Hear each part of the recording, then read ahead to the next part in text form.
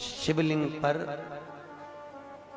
बेलपत्र चढ़ाना, जल चढ़ाना, इसका भी एक नियम होता है कि शंकर जी पे शिवलिंग पर जल कहाँ चढ़ाया जाता है। सबसे पहला जल अगर शंकर जी को चढ़ाने जा रहे हो तो शंकर जी के जो चरण है, जहां से पानी नीचे गिरता है, उसके सीधे वाले भाग पर, अपने हाथ का सीधा भाग, वहां जल चढ़ाओ। फिर जहां लेफ्ट भाग है वहां जल चढ़ाओ। जहां शंकर भगवान का शिवलिंग रखा हुआ है, तीसरे नंबर का जल वहां चढ़ाना चाहिए। चौथे नंबर का जल भगवान शंकर के शिवलिंग पर चढ़ाना चाहिए। पांचवें नंबर का जल ऊपर अगर जलाधारी लगी हो तो उसमें चढ़ाओ, नी हो जलाधारी तो भगवान शंकर का जहां नंदी बैठा है, नंदी का एक पांव ऊंचा रहता है, उस पांव के पास में जल चढ़ाना चाहिए। पांव जल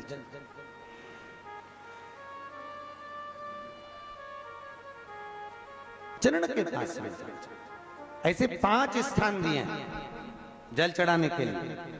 शिव जी का स्नान कितनी चीजों से होता है? 5 चीजों से। पंचामृत, दूध, बोलते जाओ, दही, फिर घी, शहद, फिर शक्कर। ये 5 चीजों का प्रमाण क्या है? शास्त्र कहता है दूध चढ़ाने से घर में संतान की वृद्धि होती है। दही चढ़ाने से भगवान शिव के, अगर शिवलिंग पर हम दही चढ़ाते हैं, उससे परिवार में प्रेम बढ़ता है। क्या बढ़ता है? प्रेम। फिर घी चढ़ाने से हमारे घर से रोग दूर होता है। शहद चढ़ाने से, भगवान शंकर पर जो शहद चढ़ाया जाता है, वो चढ़ाने से घर में संपदा की वृद्धि होती है। और 5वें नंबर पर भगवान को शक्कर, खांड जो आप जानते होंगे, शक्कर आदि पिसी हुई चढ़ा देने से, शिव जी को चढ़ाने से हमारे घर के बच्चे जिद्दी नहीं होते।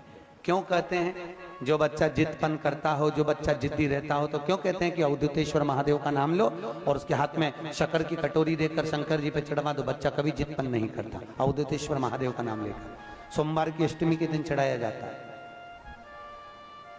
सोमवार की अष्टमी को अवधूतेश्वर का नाम लेकर।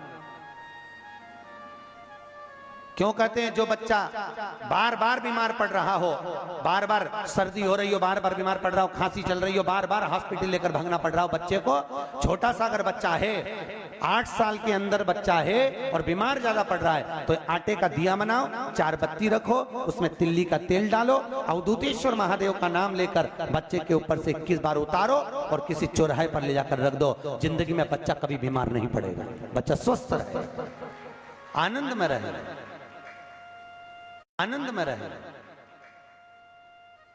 स्वस्थ की मूल। और वैसे भी प्रथम सुख, अरे बोलो तो, निरोगी काया।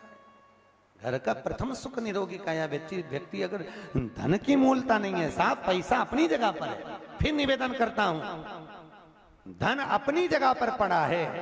सबसे पहला है परिवार में सब स्वस्थ रहें, सर्वे भवन्तु सुखी। अगर घर में एक व्यक्ति भी बीमार पड़ा है ना, तो मन नहीं लगता परिवार का। लगता है कि मन, कोई घर में बीमार पड़ा है तो मन का